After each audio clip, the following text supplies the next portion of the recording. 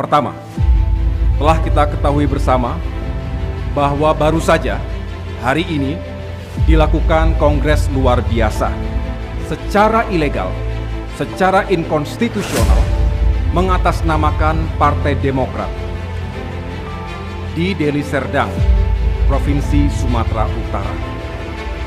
Apa yang mereka lakukan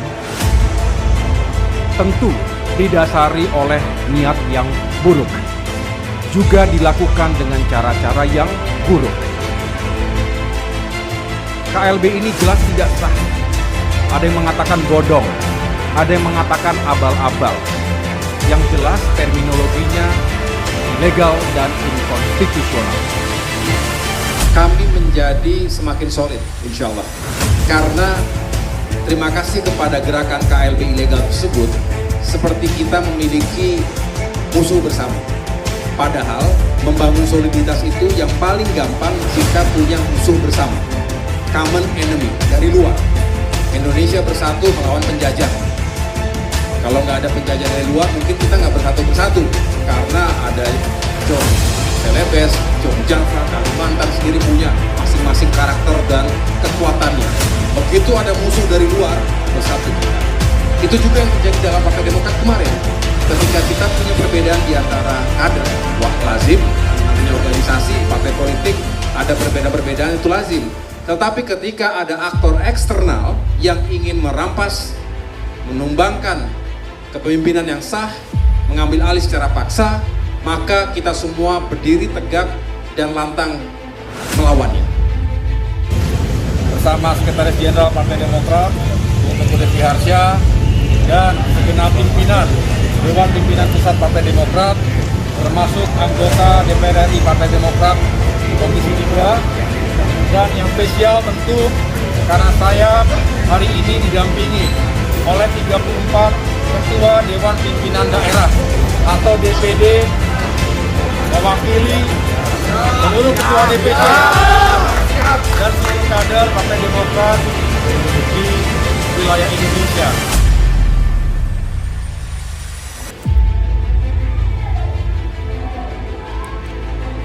Direktur Eksekutif Partai Demokrat Sigit Raditya mengingatkan agar pihak Kongres Luar Biasa atau KLB ilegal di bawah pimpinan Muldoko untuk tidak mendiskreditkan Menko Polhukam Mahfud MD. Hal itu disampaikannya menanggapi pernyataan Isnaini Widodo yang meminta Menko Polhukam agar tak mencampuri urusan Muldoko dan Demokrat. Orang kalap sering silap, ujarnya. Kamis 14 Oktober, Sigit menegaskan larangan agar tidak menyatakan pendapat merupakan hal tidak masuk akal. Karena sebagai ahli hukum tata negara, Mahfud MD sedang menjalankan tugas intelektualnya. Selain itu, Mahfud juga bertanggung jawab atas stabilitasi politik nasional sebagai Menko Polhukam. Sehingga wajar bila beliau menjelaskan pada publik bahwa gugatan dan judicial review ini hanya membuat kegaduhan yang tidak perlu, tegasnya. Sigit menyatakan jika judicial review itu dikabulkan akan membuat setiap orang apapun latar belakangnya bisa menggugat AD atau ART, organisasi-organisasi massa, organisasi-organisasi politik, bahkan juga organisasi-organisasi usaha. Meminjam istilah ahli hukum tata negara, judicial review ini merupakan intellectual manipulation yang bisa berujung pada legal anarchism atau ketidakpastian hukum yang akan mengganggu upaya pemerintah melakukan pemulihan ekonomi pasca pandemi, kata Sigit mengingatkan. Sebelumnya Mahfud MD mengatakan gugatan yang diajukan kubu Muldoko didampingi kuasa hukumnya Yusril Ihza Mahendra terhadap AD atau ART. Partai Demokrat pimpinan Agus Harimurti Yudhoyono atau AHY sia-sia. Pengajuan judicial review yang dilakukan Yusril ke Mahkamah Agung atau MA tidak akan mematahkan kepengurusan Partai Demokrat saat ini. Meminjam istilah ahli hukum tata negara, judicial review ini merupakan intellectual manipulation yang bisa berujung pada legal anarchism atau ketidakpastian hukum yang akan mengganggu upaya pemerintah melakukan pemulihan ekonomi pasca pandemi, kata Sigit mengingatkan.